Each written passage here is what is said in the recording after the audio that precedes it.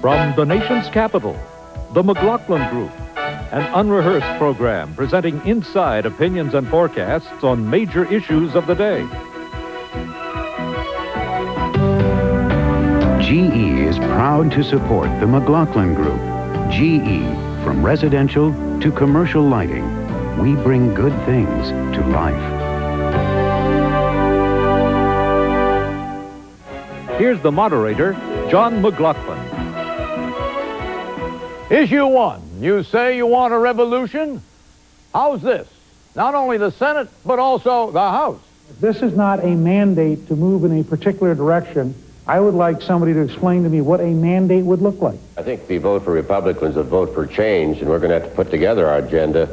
We have part of the responsibility now. The Republican revolution that swept the nation last Tuesday took with it the Senate, the House, and well more than half of the nation's governorships. In the Senate, Republicans gained a net 8 seats from the election, and a 9th seat from Senator Richard Shelby, an Alabama Democrat who crossed over to the Republican Party. In the House, for the first time after 40 years of minority status, the Republicans are now the majority, with at least 14 seats to spare. And Republicans stormed the nation's state houses, gaining at least 30 of the 50 governorships, including 7 of the 8 biggest states, adding up to 203 electoral votes, 75% of the number needed to be elected president, including California, Wilson over Brown, New York, Pataki over Cuomo, and Texas, Bush over Richards. Question, did this election give the Republicans a mandate to govern the nation? Patrick J. Buchanan, J for jubilant, right? John, the American people voted to fire the Clinton administration wholesale and to hire the Republican Party for 2 years to cut spending, roll back regulation, cut taxes, liberate America. You know, Bill Clinton is the worst thing to happen to the Democratic Party in 60 years. He has put a face on liberalism, he gave it a voice, he gave it a record, and the American people said, we don't want it lock, stock, and barrel. I don't think 100 David Gergens can spin this any other way. Eleanor, Minority Party, Cliff. Well, I'm going to quote that great philosopher Woody Allen, who says that the Russian Revolution began when the serfs figured out that the Tsar, C-Z-A-R, and the Tsar, T-S-A-R, were the same thing. And the public figured out that the Democrats were in control. So this was a vote against the Democrats in that sense. But it is a mandate for the Republicans only in the sense they have that 2 years that you talked about. This is a tentative embracing of the Republican Party. They've got to deliver, and they've got to deliver on the same message the public sent to Bill Clinton, and that is activist government, not big government, but activist government, and they also want Washington to clean up its act. Jack, did the Republicans get a mandate? Oh, I mean, for the Democrats, this was turn out the lights, the party's over, you know. I mean, this was disaster at all levels. And I agree the Republicans got a mandate, and it is not the mandate that Clinton is trying to make it say, make it sound like, that Eleanor just suggested. They want the government to do these things, which may have changed faster.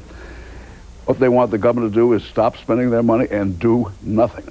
They want to do nothing. They want this government to get out of their lives and spend less money. Do they want decentralization, do you think? Absolutely. I mean, basically, the Democrats basically carried nothing here, almost nothing between Martha's Vineyard and Malibu. I mean, this little place called America that's in between went almost solidly Republican. And the answer is, yeah, I mean, I think Eleanor was right about 2 years ago. Voters wanted activist government. Bill Clinton's given it a bad name. He promised to be a new Democrat. He governed, in voters' view, like an old Democrat. They aren't hearing any more of this. They're throwing out the new Democrats as well as old and saying, I think the best thing the Republicans do, for example, is that welfare, the Kassebaum bill, send welfare to the states. Get it out of Washington. Washington hasn't done a good job in voters' view. Give it back to somebody who's closer to the people. Is the Reagan Revolution back, do you think, Patrick? You know, John, in a way it is, but look, Bill Clinton's problem is he misread his 1992 victory. It was not a mandate for activist government. It was saying that George Bush is too close to Washington. Republicans broke their promises. They raised taxes. He didn't govern as a new Democrat, as you said. He misread it totally. He moved in the direction of social liberalism, yeah, and the country said the goodbye. Republicans face the danger of overreading their mandate. I disagree that this is a vote for no government. Newt Gingrich is an activist. He is not there to have a passive government. He takes away Clinton's argument that he can run against a do-nothing Congress. This is not going to be a do-nothing Congress. Well, but they're going to do things. You know what they're going to do is they're going to do things. For example, they will do these process things, reform, that kind of thing early. They can do that very, very well and get a lot of applause for it. What they won't do is they won't attack the welfare. They won't attack welfare reform with anything that you might call ordinarily we think of as a constructive replacement for it. They will tear it down. Okay, the public now says that Congress, not President Clinton, should take the lead in setting the policy agenda for the country. Congress 55%, Clinton 30%. What does that poll tell you? That poll tells me that Rodhamism is dead as a governing philosophy, and it tells me that basically people aren't. It would be a mistake for the Republicans to interpret that, say that, as Eleanor or some others may say, people want more government programs. Activism doesn't mean more government programs. Yeah. Activism means getting rid of the government programs that people don't think work well. Does it not mean on its face that there is a shift of the center of gravity of power from the White House to the Congress? Isn't that the apparent right? And John, with that go responsibilities, and that they have to actually deliver. And do something on their contract and on their program. It's a shift specifically to the House, where Gingrich will be the idea factory. And you already see some tensions with Bob Dole, who says, we have to figure out what we're going to do with this mandate. Gingrich knows what he wants to do with the mandate, and there are as many dangers in Gingrichism as there is in Rodhamism. They've got to stay away from social you think that the Republicans and not do the Republican right-wing version of gays in the military. Do you think the Republicans are ready for the responsibilities of governing Patrick Buchanan? They are, and they better do it. They've been ordered to move in a sharp rightward direction. They ought to take all K6 budget cuts, $450 billion, take all those, turn them into tax cuts, and they're on the way. Exit question. Which end of Pennsylvania Avenue will drive the public policy agenda for the next 2 years? Capitol Hill or the White House? Patrick? The eastern end, John. Capitol Hill. Eleanor? I agree, and the Republican budget, for the first time in a long time, is going to matter next year. Jack? Yeah, the Congress, no question. Capitol Hill. The answer is Capitol Hill.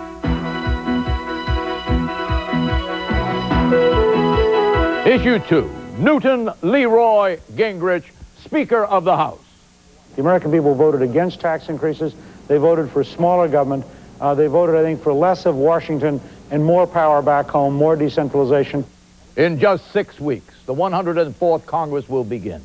And Newt Gingrich will be the Speaker of the House in that Congress. At Bill Clinton's State of the Union address in January, it will be Newt Gingrich, not Tom Foley, who will be sitting behind Mr. Clinton alongside Vice President Al Gore. Here's a Gingrich primer. Born Harrisburg, Pennsylvania, 51 years of age. Wife Mary Ann, 2 daughters. Baptist, Republican, Emory University, B.A. Tulane University, M.A., Ph.D., European History. West Georgia College, Professor of History, 8 years. U.S. House of Representatives member, Georgia, 6th District, 16 years, and currently co-author with Marianne Gingrich a book, Window of Opportunity, An Approach to Domestic Policy. House Minority Whip, 5 years. Americans for Democratic Action, ADA, premier liberal rating system. Out of a perfect liberal 100, 1993, 0. Career, 7.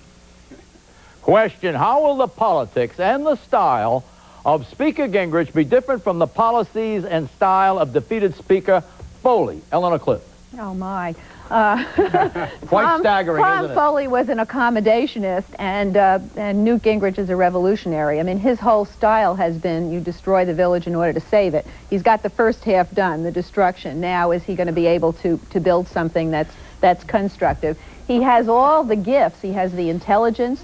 He's got a plan. He's far more ready for this task than Bill Clinton was when he moved into the presidency. You know, the interesting question about what Gingrich will be able to do, already a lot of the conservative members are saying, the most conservative are saying, you know, we have some people, meaning the Republicans, we have some people who believe in government, and they're worried about these people who believe in government, and that there will be a minority in the Republican Party in the House and in the Senate. Bob Dole is one of those suspected of believing in government, and those people are going to give him some trouble. So what Gingrich is able to do depends on the size of that minority. You see him as a confrontationist? Oh, is he ever? Throughout? In your face. Well, as a speaker, he's now saying things like, I have to serve the interests of both parties. You heard him say that. Yeah, well, I think